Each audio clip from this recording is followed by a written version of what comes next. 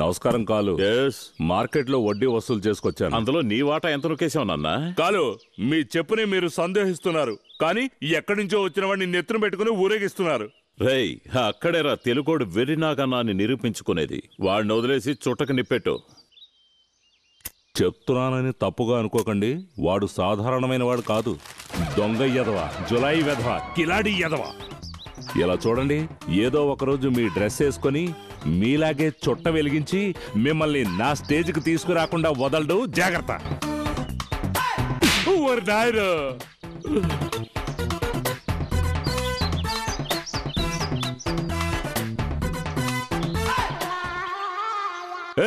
ఏంట్రా ఇది? కాలు డ్రెస్ నువ్వు వేసుకుంటే నువ్వు ఆయన అయిపోతావా? రేయ్, నేనిక్కడ పనిలో చేరింది ఒక్కో మెట్టు ఎక్కి పైకి రావడానికి కాదు. లిఫ్ట్లో ఎక్కామా, 7వ అంతస్తుకు వెళ్ళామా, ఆకాశాన్ని తాకామా అని వెళ్ళిపోతూనే ఉండాలి. అతని పక్కనే ఉండి అతని వీక్నెస్ తెలుసుకొని గురువుని శిష్యుణ్ణి చేసి నేను గురువుని అవడమేరా నా అంబిషన్. వారిని వడ్డీకిచ్చి ఈ ఊరినే లొంగ తీసుకున్న గురువుని ఒకే ఒక పెట్టెను చూపించి పూర్తిగా లొంగ తీసుకుంటాను. నా ఆటని కాస్త నెమ్మదిగా చూడు.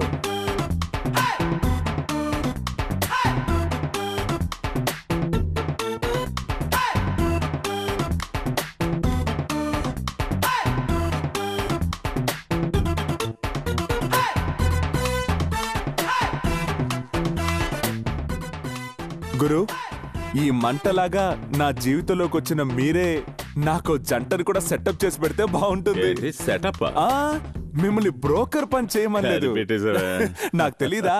పిల్లని నేను చూశాను, మీరు తలాడిస్తే చాలు తాళి కట్టేస్తాను. గురువా, ఇదే ఆ పెళ్ళిళ్ళు. పిల్ల తల్లి ఉత్తమురాలు, శీలవతి, గుణవతి, పతివ్రత, మొత్తానికి ఆ నలుగురు కలిసిన ఒక ఆచార నిలయం. అంటే ఇప్పుడు మనం చూడబోయేది ఒక పులి పిల్లనని చెప్పు. కానే కాదు, అదొక ఏనుగు పిల్ల.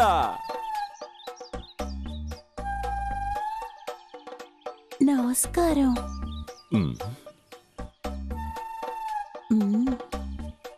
నేను చెప్పానే, ఈవిడే శివంగిపురం పాప. శివంగిపురం పీపాన్ పెట్టాల్సింది. నమస్కారం. వదలమంటే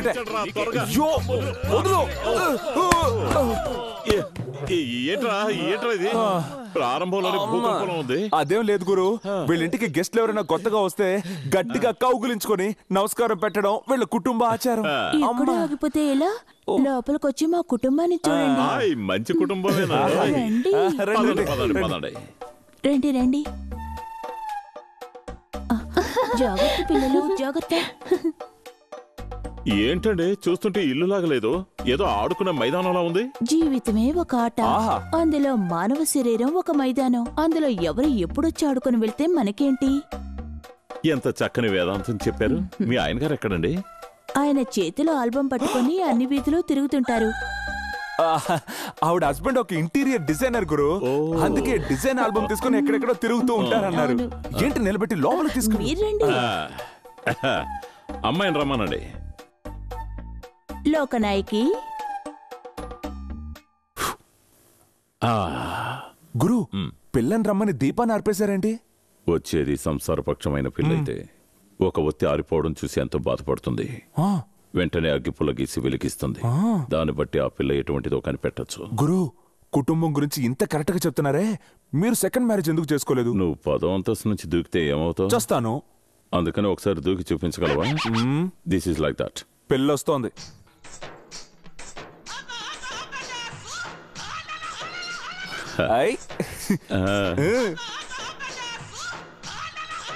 ఒక వ్యక్తి వెలగలేదని అరుంధతి రేంజ్ కి టెన్షన్ అయింది చూసావా? ఈ పిల్లే కుటుంబానికి తగిన సిసలైన కోడలు. రా రా రా రా రా సతీ సావిత్రి, చేసుకున్నాను రా. ఎందుకమ్మా వెలుగుతున్న దీపాన్ని ఊది ఆర్పేశావు? ఎవరైనా ఇంటికొస్తే ముందు దీపాలు ఆర్పేయాలి, తర్వాత వచ్చిన వాళ్ళని ఆర్పేయాలని మా బామ్మ చెప్పింది. శిష్య, బామ్మ చెప్పిన పంచ్ డైలాగ్ ఈ బ్యూటీ మనసులో బలంగా ఉండిపోయింది. ఇప్పుడు నువ్వెక్కడికైనా పని మీద బయటికి వెళ్ళావనుకో, తను రాత్రింబగళ్ళు దీపాన్ని ఇలా ఊది ఆర్పేస్తూ ఉంటే ఇంకెవడైనా ఇంట్లోకి దూరుతాడు. తర్వాత జీవితం నరకమైపోతుంది. అయితే ఈ పిల్ల మీకు నచ్చలేదు. అసలు నచ్చలేదు. నువ్వు వెళ్ళమ్మా. ఈ పిల్లకి చెల్లెలేమైనా ఉందా? మహాలక్ష్మి, నన్ను ఆశీర్వదించండి. పద్ధతులని పక్కగా ఉన్నాయి. సూపర్. మహాపతివ్రతని పుస్తకాల్లో నేను చదివానురా. ఆ. ఈ రోజు కళ్ళారా చూస్తున్నా. అవును, ఏం చదువుకున్నావమ్మా నువ్వు? అదంతా సరే, ఇద్దర్లో ఎవరు ముందొస్తున్నారు? మీరు తప్పుగా అనుకోకండి, ఆ అబ్బాయితో మాట్లాడాలి అనుకుంటుంది. మీరిద్దర్లో ఎవరు ముందుకొస్తారో వాళ్లే కదా పెళ్లి కొడుకు. ఏమంటారు అంతే అల్లుడు గారు? అంతే, నేను అనుకున్నాను, అత్తయ్య చెప్పేశారు. ఆ, అవునవును. చూడు, మా ఇద్దరి మధ్య ఎటువంటి దాపరికాలు లేవు. నువ్వు పెళ్లి కొడుకుని ఏం అడగాలనుకుంటున్నావో అది టక్కున 2 మాటల్లో అడుగు. 2 మాటలేనా?